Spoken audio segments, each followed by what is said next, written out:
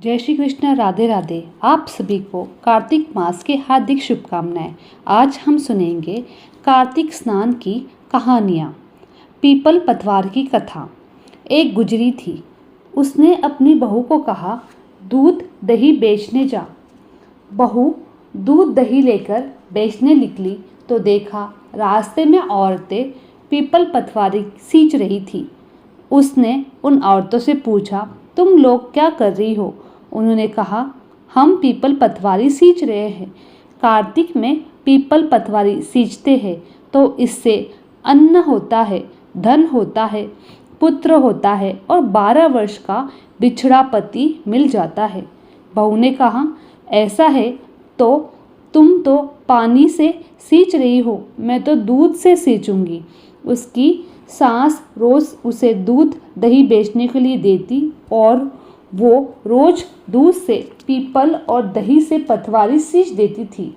सास पैसे मांगती तो कह देती कि महीना पूरा होगा तब ला दूंगी। कार्तिक का महीना पूरा हो गया। बहू पीपल पतवारी के यहाँ आकर बैठ गई। वो सोच रही थी, अगर घर तो जाऊंगी तो सास रुपए मांगेगी, रुपए कहाँ से दूंगी। इसी सोच में बैठे बैठे सुबह से शाम हो गई। तब पतवारी माता ने कहा, गुजरी घर जा, क्यों बैठी है? दूध। गुजरी ने कहा कि दही तो मैंने सब तुम्हें चढ़ा दिया है, सास को कहाँ से पैसे दूंगी। तब पीपल पतवारी ने कहा, हमारे पास पैसे कहाँ है, ये कंकड़ पत्थर पड़े हैं, ले जा। रात होने लगी, अब घर तो जाना ही पड़ेगा। यह सोचकर गुजरी ने चरी में कंकड़ ही भर लिए। पतवारी ने कहा, एक बड़ा सा पत्थर भी रख ले। उसने कूड़े में से पत्थर रख लिया। घर आई तो सास ने पूछा, पैसे लाई?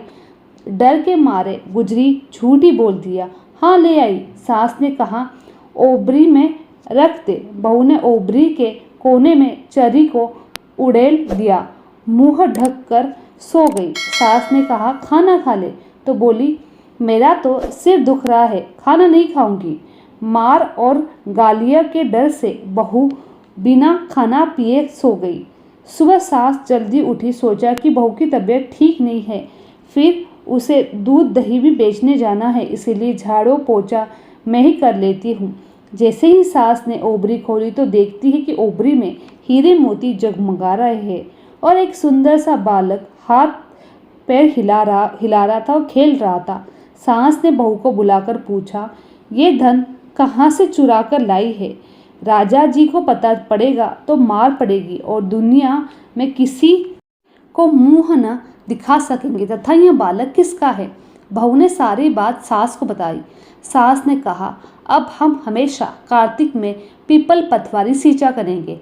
हे पीपल देवता और पतवारी माता, उसे अन्न धन दिया, बेटा दिया, वैसे सबको देना। इस कहानी कहने वाले को, सुनने वाले को, सबको कहना, बोलो पीपल पतवारी की जय हो।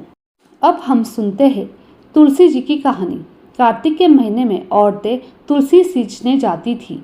एक बुढ़िया भी तुलसी सींचने जाया करती थी और सब औरतें तो तुलसी सींच कर आ जाती, लेकिन बुढ़िया तुलसी सींचने के बाद कहती, तुलसी माता सत की दाता, मैं बिडला सींचू तेरा, तू कर निस्तार मेरा।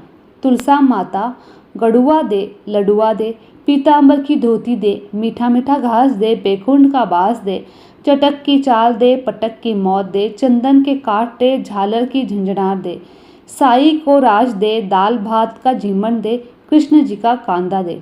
उसकी बातें सुनकर तुलसी माता चिंता के कारण सूखने लगी।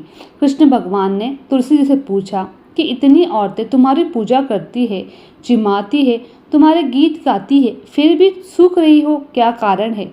तुलसी माता ने कहा, भगवान, आजकल एक बुढ़िया आती है और रोज पूजा के बाद इस प्रकार कहती है।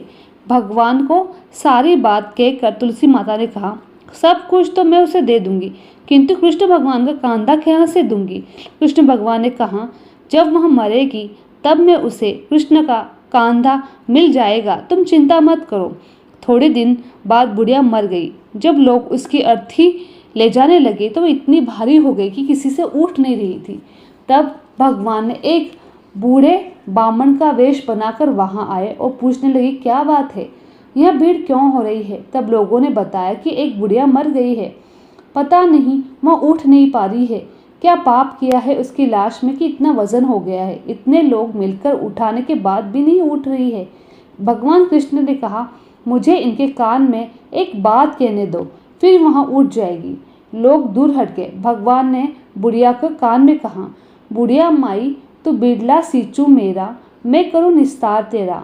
लड़वा ले गढ़वा ले, पीताम्बर की धोती ले, मीठा मीठा घास ले, बैकुंठ का वास ले, चटक की चाल ले, पटक की मौत ले, चंदन का काट ले, झालर की झनकार ले, साई का राज ले, दाल भात का जीमन ले, कृष्ण का कांधा ले। इतनी बात सुनते ही बुढ़िया हल्की हो गई। कृष्ण भगवान कांधा लेकर उसे ले गए। बुढ़िया को मुक्ति मिल गई। हे तुलसी माता, जैसे बुढ़िया को मुक्ति करी वैसी सबकी करना, और उसे कृष्ण जी का कांधा मिला वैसे हमें भी मिलना। बोलो तुलसी माता की। अब सुनते हैं इल्ली घुड़िया की कथा। एक थी इल्ली, एक था घुड़िया। इल्ली बोली, आओ घुड़, कार्तिक नहावे। घुड़ ने कहा, तुम ही नहा लो, तू गिरी जुहारे में पड़ती है तो तेरे पास ताकत है, मैं तो मोट बाजरे में पड़ता हूँ, सो ताकत नहीं है कार्तिक नहाने की। फिर इल्ली तो राजकुमार के पल्ले में छिपकर रोज कार्तिक नहाया आती। घुड़ तो नहाया ही नहीं। कार्तिक की पूनम के दिन दोनों मर गए। अगले जन्म में इल्ली तो राजा के घर राजकुमारी बनी और घुड़ उसी घर में मेंढक बना। जब राजकुमारी की शादी हुई तब राजकुमारी के पिता से कहा, इस मेंढक को सोने की साकल में से रथ से बांध दो। मेंढक को रथ के पीछे बांध दिया। मेंढक फुदकता फुदकता चलता रहा। जब राजकुमारी ससुराल की सीढ़ियाँ चढ़ रही थी तो मेंढक कहता है, रिमझिम रिमझिम बाई शाम सुंदरी, थोड़ो पानी प्या। राजकुमारी कहती है, भाई गुड़िया, पहले कार्तिक तो नहा। एक दिन राजकुमारी की दौरानी जिठानी ने उसे मेंढक से बातें करते देख लिया तो राजा को जाकर सिखा दिया कि तेरी रानी तो जानवरों से बात करती है। राजा ने छिपकर देखा और सुना तो राजा ने रानी से पूछा, तू इस मेंढक से क्या बात कर रही थी? तब रानी ने सब बात बता दी। तब राजा ने कहा, अगर कार्तिक नहाने का इतना फल होता है तो अब की बार हम दोनों जोड़े से कार्तिक नहाएंगे।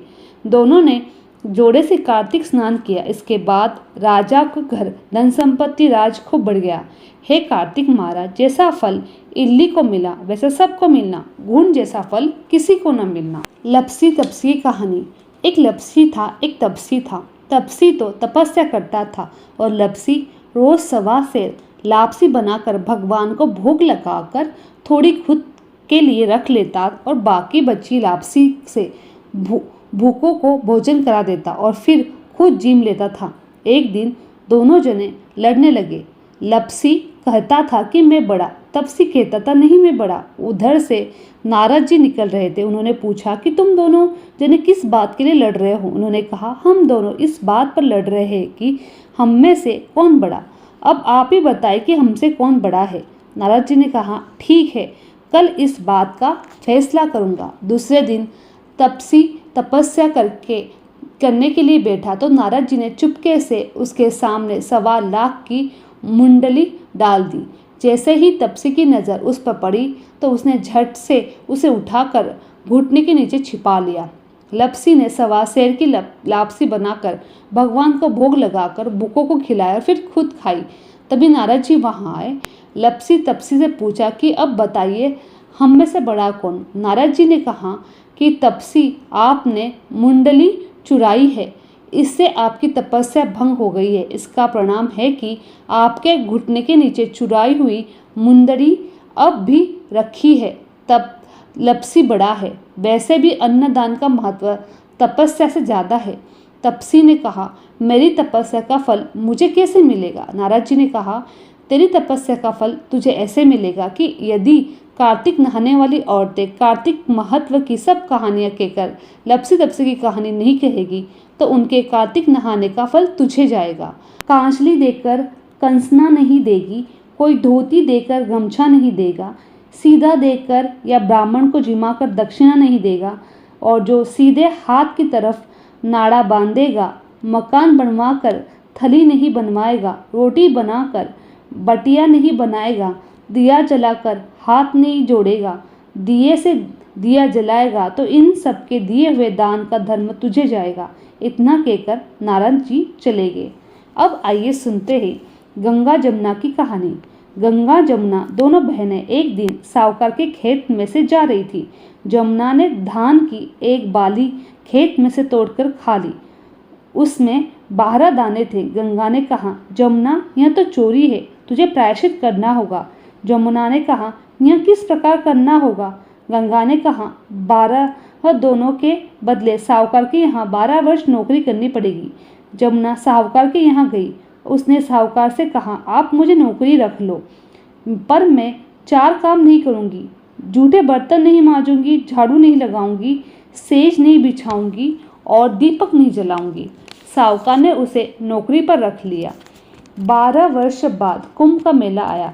साहूकार और साहूकारनी मेले में जाने लगे तो जमुना ने उन्हें एक सोने का टक्का दिया और कहा, गंगा मेरी बहन है, जाकर कहना गंगा तेरी बहन ने सोने का टक्का भेजा है, सो ले ले। अब वह गोरी गोरी बाहों में हरी हरी चूड़ियाँ पहने हाथ पसार कर टका ले लेगी। साहूकार साहूकारनी को यह बात बड़ी अनोखी लगी। उन्हें विश्वास नहीं हुआ कि गंगा कैसे हाथ पसार कर टक्का लेगी, किंतु जब साहूकार साहूकारनी के वहाँ जाकर टक्का देने लगे तब गंगा ने हाथ पसार कर टक्का ले लिया। गोरी गोरी बैया, हरी हरी चूड़ियाँ। गंगा ने टक्का लेकर कहा, मेरी बहन जमुना से कहना तेरा समय पूरा हो गया है, तू वापस आ जा। घर जाकर जैसे ही साहूकार साहूकारनी ने जमुना से यह बात बताई, जमुना ने सहस्त्र धारा होकर बहने लगी। साहूकार साहूकारनी को तब यह पता पड़ा कि जमुना माता हमारे यहाँ नौकर बनकर सारा काम करती रही, तो वे लोग दुख से व्याकुल हो गए। सोचने लगे कि इस पाप का प्रायश्चित किस प्रकार होगा। इधर गंगा ने जमुना से कहा कि साहूकार साहूकारनी को धीरज बांधकर आई या नहीं। जमुना ने कहा, मैंने तो उन लोगों से कुछ भी नहीं कहा। तब गंगा ने कहा, जा उन्हें समझाकर संतोष बंधाकर आ, नहीं तो वे दुख से व्याकुल होकर न जाने क्या कर डालेंगे। जमुना दोनों के सपने में गई और बोली, तुम लोग दुख के कारण खाना पीना छोड़कर क्यों बैठे हो? तुमने कोई पाप नहीं किया है, इसमें तुम्हारा कोई दोष नहीं, बल्कि तुम्हारी मुक्ति हो गई है। मैं तुम्हारे खेत से धान चोरी से एक बाली तोड़कर खाई, उसमें 12 दाने थे। उसका दोष उतारने के लिए मैंने तुम्हारे यहाँ पे 12 वर्ष काम किया है। तुम लोग उठो, खाना खाओ, खाओ पियो, तुम्हारी मुक्ति हो जाएगी। हे गंगा जमुना माता, जैसी मुक्ति साहूकार साहूकारनी की दी वैसे हमें भी देना। सारे परिवार को कहना, कहानी सुनने वाले कहने वाले सबको